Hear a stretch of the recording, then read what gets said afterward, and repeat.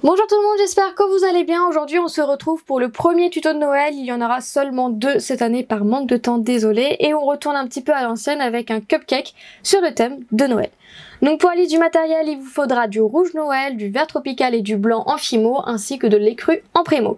En outil, je vais utiliser forcément un moule base de cupcake, de la farine, une lame, un scalpel, une brosse à dents, des pinceaux, un douting tool, des pastels secs couleur effet cuit et vert foncé, de la fausse chantilly pour décorer, ainsi qu'un piton pour accrocher ma création. Vous pouvez utiliser un clou, ça fonctionne aussi.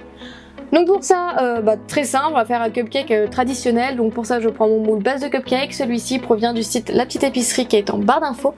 Et avec un pinceau, je vais mettre de la farine à l'intérieur. La farine, en fait, va éviter de faire coller la pâte au moule, en fait, pour pouvoir faciliter le démoulage. Vous pouvez aussi utiliser cette technique de farine si jamais vous utilisez des plaques de texture, ça fonctionne tout aussi bien. Donc une fois que j'ai bien mis de la farine partout, je viens mettre ma pâte rouge Noël à l'intérieur de mon moule. Et j'enlève l'excédent avec ma lame. Ensuite, je retravaille un petit peu avec mon doigt pour que ce soit bien partout, parce que ma pâte est assez chaude, elle était plutôt molle, du coup elle a pas mal bougé quand j'ai coupé. Et une fois que c'est fait, on va passer au muffin. Donc pour ça, je prends ma couleur écrue en prémo. Je vais faire une boule et j'appuie sur les bords en fait pour faire un dôme. Donc faites attention à la taille, il faut pas que le muffin soit trop gros ou trop petit par rapport à votre base. Une fois que ça vous convient, vous pouvez placer votre muffin directement sur la base de cupcake qui est encore dans le moule, pas la peine de démouler pour cette étape. Ça évitera de déformer comme ça. Évidemment, vous centrez bien le muffin avec la base, sinon ça va faire un aspect un petit peu chelou. Et ensuite, je viens texturer avec ma brosse à dents, donc n'hésitez pas à appuyer assez fort pour bien le marquer. N'oubliez pas également de faire tous les bords du muffin, voilà, ne faites pas juste au-dessus, faites vraiment sur toute la couleur écrue, bien partout, au-dessous. Vous pouvez mettre votre moule de côté pour faciliter ces endroits-là si vous le souhaitez. Vous voyez, moi je mets de côté mon moule pour bien faire les bords. Et ensuite on va passer à l'effet cuit, donc pour ça je vais utiliser 2 pastels secs, un jaune pastel et un autre marron. Et on commence toujours du plus clair au plus foncé. Du coup je commence avec mon pastel sec jaune. Et une fois que ça me convient, je vais pouvoir passer au marron qui est plus foncé, mais je vais en mettre quand même moins. Après c'est comme vous voulez, si vous voulez faire plus ou moins cuit, c'est vous qui avisez. Ensuite je viens texturer avec encore une fois ma brosse à dents, parce que j'avais déformé un petit peu. Et là je viens démouler et comme vous pouvez le voir, ça s'enlève vraiment tout seul grâce à la farine. Ensuite j'ai décidé avec mon douting tool de repasser sur les stries de la base, parce qu'en fait mon moule est assez ancien maintenant et c'est vrai que les stries se déforment un petit peu, donc voilà, j'ai repassé un petit peu avec mon douting tool.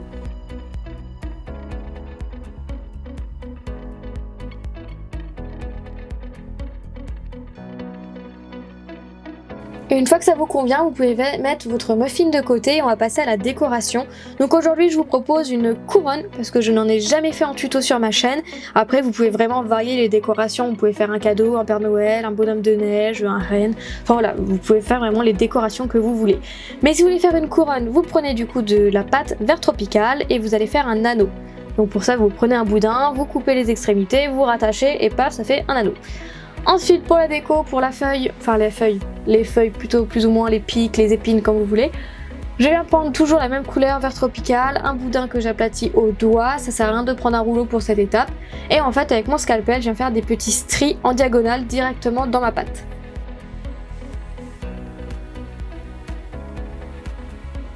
Donc si vous faites attention, je commence à partir du milieu parce que je vais faire la même chose de l'autre côté. Et je laisse bien un petit espace quand même pour éviter que toutes mes épines se détachent en fait tout simplement.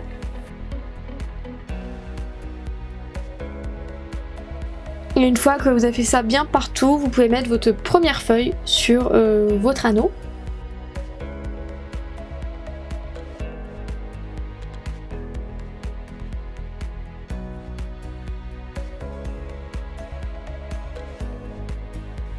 Voilà, si vous perdez quelques épines, c'est pas grave. Et après, je viens retoucher un petit peu au scalpel justement pour enlever la démarcation qu'on voit au centre. Comme ça va l'estomper et on la verra plus en fait, tout simplement. Et ça rajoute en plus du détail.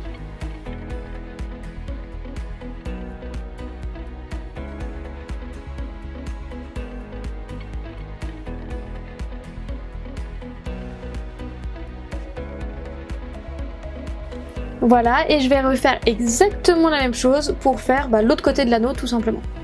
Donc je refais un boudin que j'aplatis au doigt. Donc c'est un boudin assez fin, enfin je fais une planche assez fine du coup.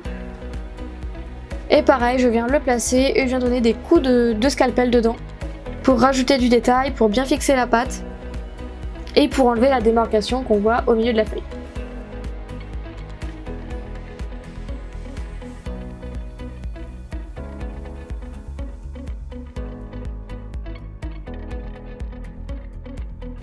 Et voilà, après si vous voulez un aspect plus épais, vous pouvez refaire la même chose encore une fois par-dessus pour avoir un autre étage de feuilles si vous le souhaitez.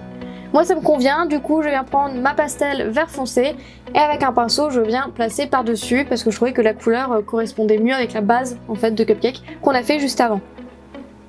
Après vous n'êtes pas obligé, c'est vraiment une étape facultative mais moi je préférais cet aspect un peu de plusieurs nuances de vert.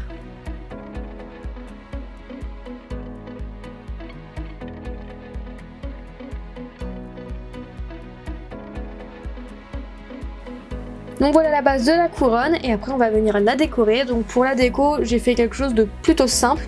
Donc j'ai décidé de faire un sucre d'orge. Donc pour ça je prends du blanc et je reprends le même rouge Noël pour faire un petit rappel de la base.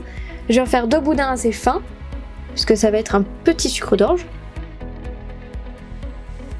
Voilà, je colle bien les deux. Je viens entortiller les deux, un petit twister, voilà, comme un début de chamallow. Et je viens rerouler pour enlever le relief et pour avoir un boudin tout fin, tout lisse. Voilà, j'entortille, je reroule pour avoir un boudin vraiment fin. Et ensuite je vais venir former mes sucres d'orge avec mon scalpel, donc pour ça je rebique le bout et je viens couper. Je viens le positionner directement sur ma couronne. Et après je vais en faire plusieurs pour ne pas gâcher en fait. Mais j'ai décidé d'en mettre qu'un seul sur la couronne, après je trouvais que ça faisait trop chargé. Donc je les ai fait à part et vous pourrez les rajouter à votre cupcake, les mettre dans une fiole, l'utiliser pour une autre création, voilà c'est vous qui voyez. Ensuite j'ai décidé de rajouter un petit nœud sur la couronne, donc pour ça je reprends du rouge Noël. Et en fait avec un petit boudin que j'aplatis au doigt, je fais une planche une nouvelle fois assez fine. Et en fait je viens faire deux triangles dans cette pâte. Donc pour ça je fais un rectangle et avec mon scalpel je viens couper dans la diagonale et comme ça j'obtiens des triangles identiques, de la même taille. Donc je viens les placer sur ma couronne.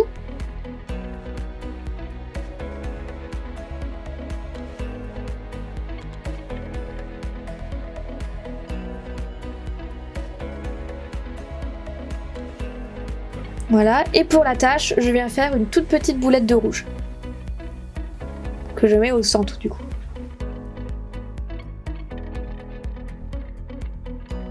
Et ensuite, pour ajouter un petit peu plus de déco, je vais faire des petites boulettes de rouge pour faire une imitation ou en fait.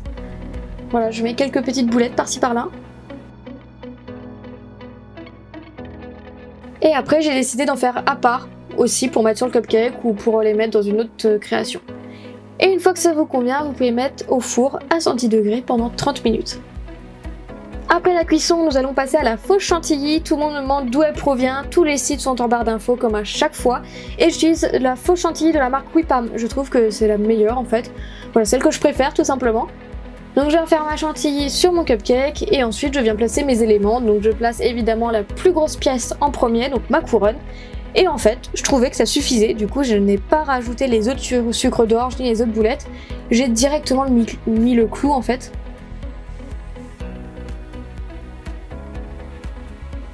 Et voilà le résultat une fois la création vernie. Donc j'espère vraiment que ce tutoriel vous aura plu, que vous aurez envie de faire de nouvelles couronnes. Donc comme je vous l'ai dit, vous pouvez vraiment varier les décorations, même les décorations sur la couronne. Vous pouvez faire des mini cadeaux, des mini reines, des mini bonhommes de neige. Enfin voilà, à vous de varier vraiment la décoration quand bon vous semble. En tout cas, j'espère qu'il vous aura inspiré et on se retrouve bientôt pour une prochaine vidéo. Salut!